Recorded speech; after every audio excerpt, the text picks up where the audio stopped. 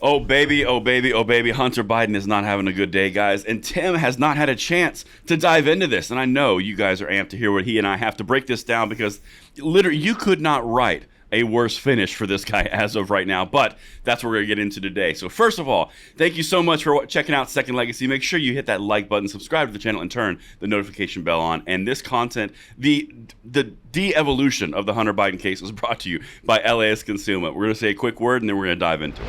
And the content today is brought to you by LAS Concealment. And if you're in the market for a holster for your favorite freedom tool, LAS Concealment is worth a look. They have everything that you could imagine, all molded from Kydex to your said freedom tool. Everything is fit directly to that model for a superior comfort and safety.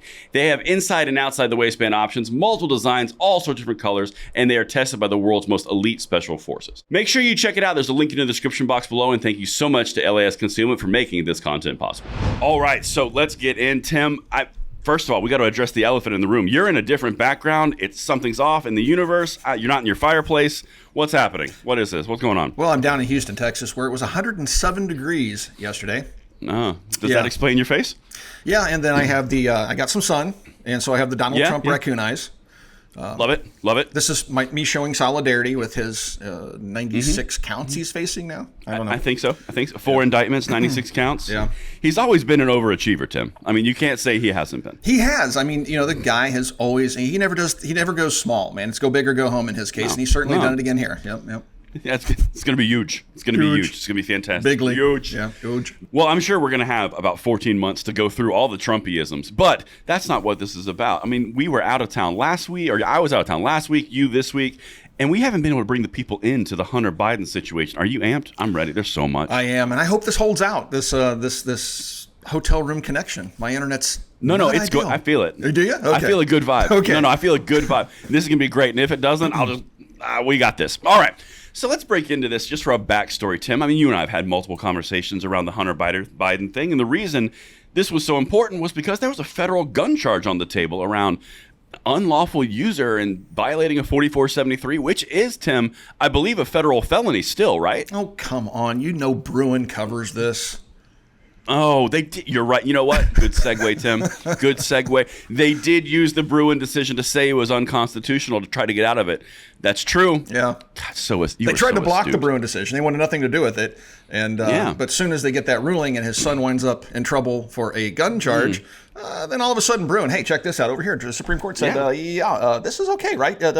Totally covered. Yep. Yeah. Exactly. It was so convenient. But alas, that did not cut the mustard. And so then we had to go to the next stage, a plea deal, Tim. And we've covered this, but we got to recap. And of course, the plea deal, the felony tax, let's plead it down to a misdemeanor. And that gun charge, let's just make that go away with a special thing called a diversionary agreement. And Tim, as the people know of the Second Legacy, that diversionary agreement and the gun charge was where all the goodies were. Yeah.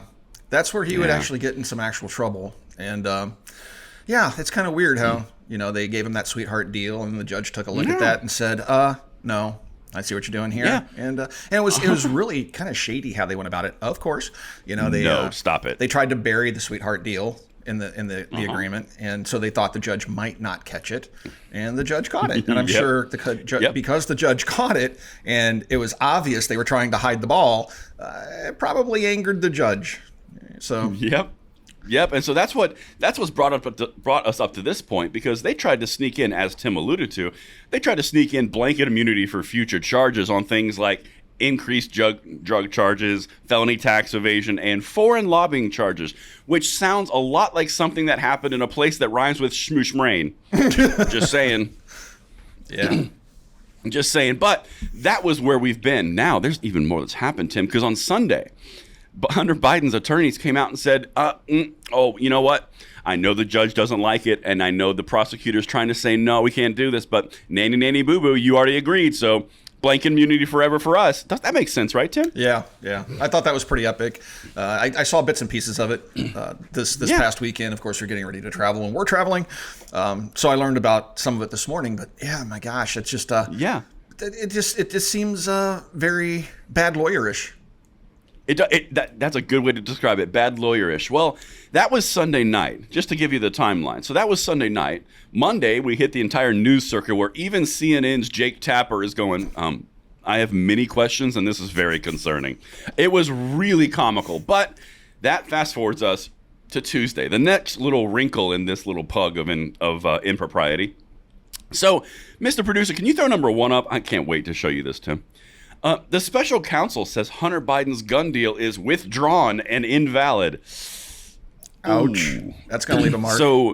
So we just got nothing. So that whole bravado on Sunday means, no, that ain't working. And it goes through this entire thing. David Weiss, the special counsel who has been named, and that's a whole different thing. But the special counsel says, that didn't work. In fact, here's why it didn't work. Number 2, please. Special counsel David Weiss said the deal his team previously reached with Hunter Biden to resolve a felony gun possession charge was never approved by a probation officer, and it's not binding.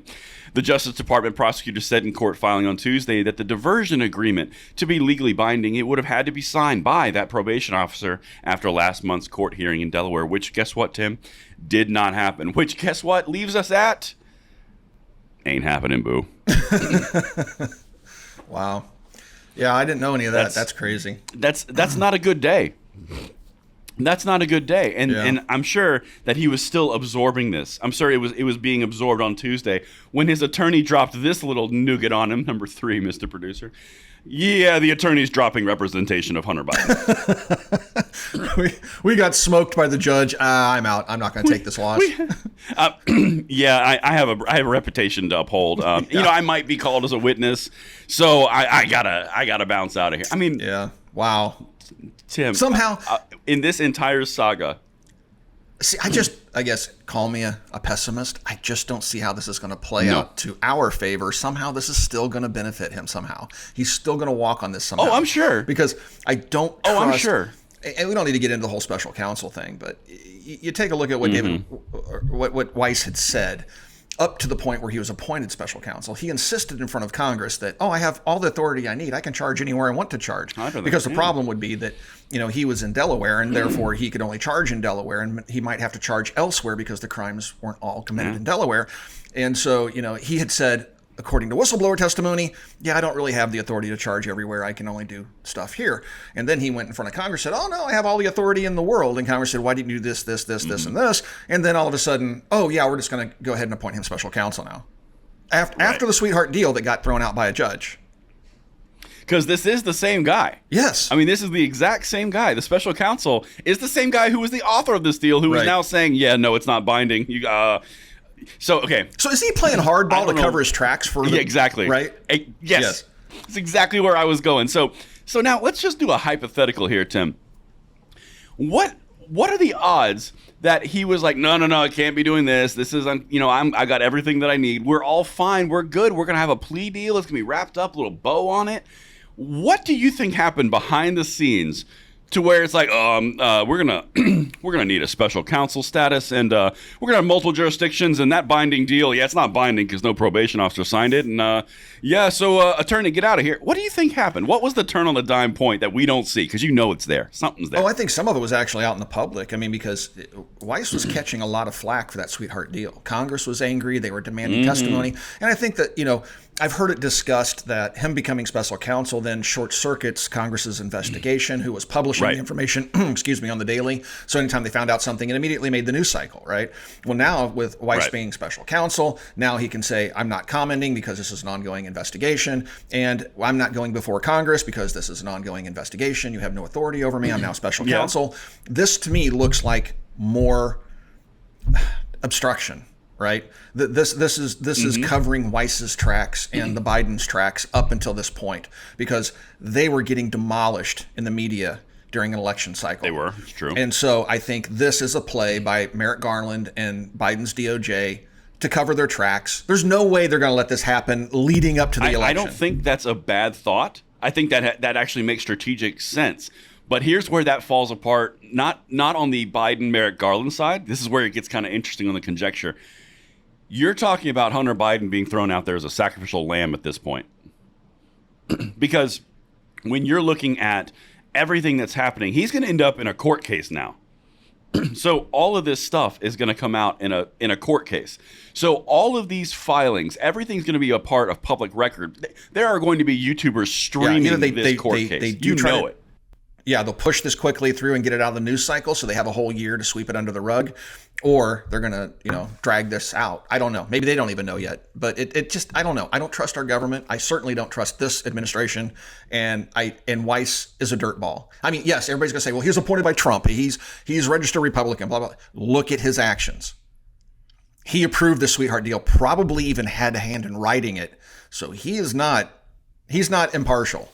All right, and so we are going to wrap this episode of Second Legacy because unfortunately Houston internet is not working out for Tim, but the good news is I think that we landed this plane. Let us know what you guys think in the comments field below. Make sure you hit that like button, subscribe to the channel, and turn the notification bell on, and we will see you on the next episode of The Second Legacy. Thank you so much for watching. We'll see you then.